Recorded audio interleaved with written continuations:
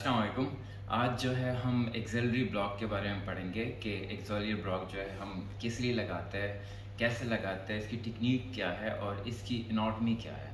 ठीक है, तो एक्सेलरी ब्लॉक हमारे पास बेसिकली वो ब्लॉक है जिसमें हम एक्सेलरी रीजन में जो एक्सेलरी आर्टरी के राउंड अबाउट जो नर्व होते हैं, mainly radial nerve, ulnar nerve, median nerve और साइड वाइज एक और नर्व होता है मस्कुलोक्यूटेनियस नर्व, उसको हम ब्लॉक करते हैं। एक्सेलरी नर्व मतलब जो ब्लॉक है वहाँ पे जो नर्व आता है वो एक्चुअली ब्रांचेस है किस चीज़ के, ब्रैकियल प्लेक्सस के, टर्मिनल ब्रांचेस है किस चीज़ के, ब्रैकियल प्लेक्सस के। ठीक है, तो ये स्टार्ट करने से पहले हम थोड़ी बहुत एनाटॉमी इसकी देख लेते हैं कि कौन सा नर्व जो है कहाँ जाता है और कौन कौन सी रीजन को सप्लाई करता है। ठीक है, अच्छा यहाँ पे देखिए ये रीजन जो है, लेट सपोज हमारे पास ये एक्सेलरी आर्टरी है।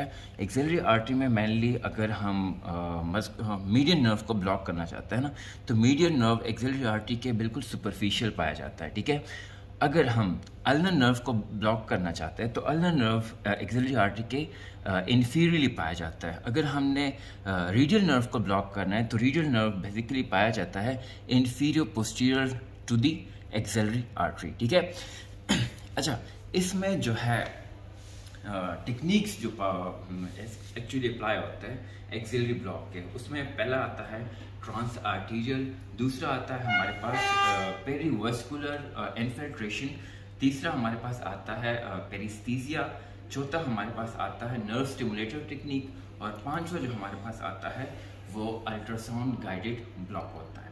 आज जो है हम सिर्फ ट्रांस आर्टीरियल की बात करेंगे कि ट्रांस आर्टीरियल टेक्निक हम कैसे अप्लाई करते हैं। ठीक है, इससे पहले मैं आपको दिखा देता हूँ कि कौन सा नर्व जो है हमारे कौन कौन से रीजन को सप्लाई कर रहा है। ये वाला रीजन जो है इसको हमारे पास रेडियल नर्व ये पूरा सप्लाई कर रहा है इस रीजन को, इस वाले रीजन को और इस वाले रीजन को हमारे पास लेटरल मस्कुलोक्यूटेनियस नर्व सप्लाई कर रहा है और इस रीजन को हमारे पास मीडियल मस्कुलोक्यूटेनियस नर्व सप्लाई कर रहा है। अगर हम रेस्ट वाले एरिया तक आ जाए या फिर हैंड वाले एरिया को आ जाए तो ये वाला एरिया जो है ये इसको हमारे पास रेडियल नर्व सप्लाई कर रहा है, ये वाला एरिया जो है इसको मीडियन नर्व सप्लाई कर रहा है और इस वाले एरिया को हमारे पास अल्नर नर्व जो है वो सप्लाई कर रहा है। ठीक है, तो आज के लेक्चर में हमारा मेन जो फोकस है वो क्या है, ट्रांस आर्टीरियल इंजेक्शन ऑफ या trans arterial technique of axillary block. ठीक है, तो ये हम जब अप्लाई करते हैं, मतलब अगर हम स्टार्ट करना चाहते हैं, अगर हम अप्लाई करना चाहते हैं तो इसके लिए हमें दो चीज़ों की ज़रूरत मेनली पड़ती है। या तो हम बटरफ्लाई का जो कैनुला होता है वो हम यूज़ कर सकते हैं, या फिर एलपी नीडल जो होता है 25 गेज या 22 गेज उसको भी हम अप्लाई कर सकते हैं। ठीक है, इसको अप्लाई करने के लिए मतलब इसको इंजेक्ट करने के लिए क्या करना पड़ता है, आपने इस एरिया को पूरा स्टेरिलाइज करना है। ठीक है, ये एरिया आपने स्टेरिलाइज कर लिया, इसके बाद क्या करना है, आपने पल्पेट करना है किस चीज़ को, एक्सेलरी आर्टरी को। ठीक है, ट्रांस आर्टीरियल मेथड जो होता है उसमें आपने पहले पल्पेट करना होता है एक्सेलरी आर्टरी को। एक्सेलरी आर्टरी जैसी आपने पल्पेट कर ली उसके बाद क्या करना है, आपने जो इंजेक्टेबल चीज़ इस्तेमाल करनी है, लेट सपोज बटरफ्लाई कुछ लोग इस्तेमाल करते हैं, कुछ लोग जो है वो एलपी नीडल को प्रेफर करते हैं। ठीक है, तो एलपी नीडल या बटरफ्लाई को आपने किसी एक को भी आपने सेलेक्ट कर लिया। ठीक है, आपने जिस एरिया को पल्पेट किया है, जिस एरिया के पल्पिटेशन हो रही है, लेट सपोज यहाँ पे पल्पिटेशन हो रही है, तो आपने पहले इस एरिया को स्टेरिलाइज कर लिया।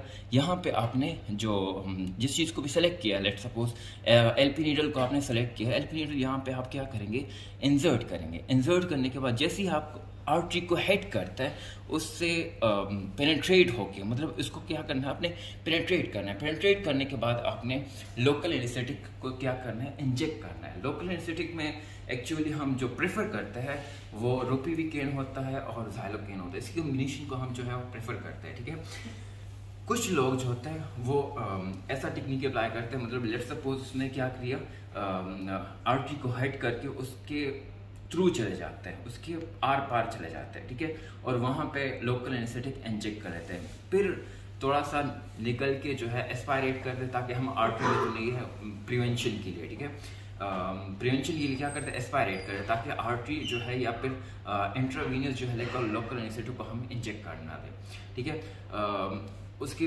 पार आने के बाद जो है कुछ लोकल एनेस्थेटिक जो है वो इंजेक्ट करते हैं और उसके फिर साइड वाइज जो है वो फिर लोकल एनेस्थेटिक क्या करते हैं, इंजेक्ट कर देते हैं। ठीक है, इसके प्रिकॉशनरी तौर पे आपने क्या करना होता है, अपने साथ मॉनिटर जो है वो पेशेंट के साथ अटैच करना पड़ता है, ताकि लेट सपोज कभी कभी इंसान है गलती हो जाती है और इंट्रा वेनियस जो है आपने लोकल एनेस्थेटिक दे दिया, तो आपके पास मॉनिटर अगर हो तो आपने मस्ट वो अटैच करना है, ताकि आपको पेशेंट के साइंस और मतलब चेंजेस जो आती है पेशेंट्स में, उसके हार्ट रेट में, उसके ब्लड प्रेशर वगैरह में जो चेंजेस आती हैं वो आपने नोट करनी है, ठीक है, ताकि प्रॉपर टाइम पे आप प्रॉपर मैनेजमेंट कर सकें।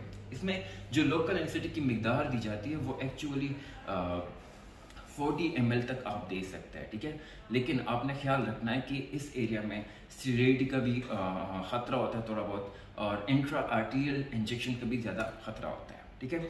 इसके साथ लेट सपोज इस एरिया को आपने ब्लॉक कर लिया, इसमें एक एक्स्ट्रा नर्व को भी ब्लॉक करना पड़ता है, जिसमें हमारे पास जो कि हमारे पास है musculocutaneous nerve. Musculocutaneous nerve actually हमारे पास कोरेकोब्रैकियालिस मसल के बिली रीजन में एक्चुअली आप उसको अच्छी तरह ब्लॉक कर सकते हैं। वहाँ उस रीजन में होता है बिली ऑफ कोरेकोब्रैकियालिस मसल, ठीक है।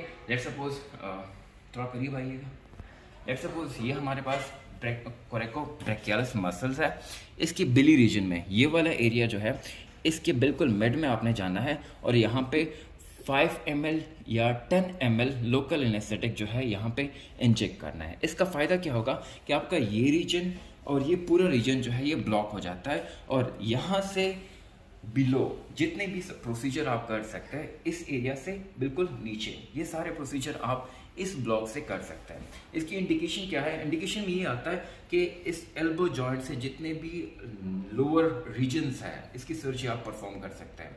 और इसमें जो है कॉम्प्लिकेशन क्या आ सकती है, यहाँ पे इन्फेक्शन का, जो कि मॉडरेट, इतना सीवियर नहीं, मतलब कम रेशियो में आपको इन्फेक्शन हो सकता है। हेमाटोमा ये भी बहुत ज़्यादा होता है, मतलब इतना ज़्यादा नहीं होता लेकिन अप टू समहाउ ये कॉम्प्लिकेशन में आता है। और इंट्रा आर्टीरियल या इंट्रावीनियस इंजेक्शन का भी खतरा होता है, तो ये भी इसकी कॉम्प्लिकेशन में आता है। इंडिकेशन में सिर्फ यही है कि बिलो एल्बो जॉइंट जो है, जो सर्जरी है, जो प्रोसीजर परफॉर्म कर रहे हैं उसके लिए आप अप्लाई कर सकते हैं। इसको लगाने के लिए जो पोजीशन बनाते हैं ना, वो हमने क्या करना है, यहाँ से यहाँ तक जो 90 एंगल बनता है, और सेम टू सेम इस जॉइंट में भी आपने बिल्कुल 90 एंगल बनाना है। एक ये ब्लॉक लगाने के बाद आपने कंफर्म कैसे करना है, आपने पेशेंट को कमांड देनी है, ठीक है, किस चीज़ का, एक्सटेंशन का और फ्लैक्शन का और एक्सटेंशन का, ठीक है। अगर वो फ्लैक्शन एक्सटेंशन नहीं कर पा रहा तो इससे भी आप कंफर्म कर सकते हैं कि आपका ब्लॉक जो है वो कम्प्लीटली हो गया है, मतलब बिल्कुल सक्सेसफुल है। और थर्ड क्या करना है, आपने थोड़ा सा पंचिंग करनी है, मतलब पेशेंट को थोड़ा सा पेन देना है इस एरिया में, और साइड में इस एरिया में भी आपने पेशेंट को क्या करना है, थोड़ा सा पेन देना, ताकि उसको जो पेन वाला सेंसेशन है वो उसको फील हो रहा है कि नहीं। इससे आप कंफर्म कर सकते हैं कि पेशेंट जो है इसका ब्लॉक जो है कम्प्लीटली लग चुका है कि नहीं, ठीक है। थैंक यू सो मच, आज के लिए इतना ही था। मिलते हैं अगले वीडियो में और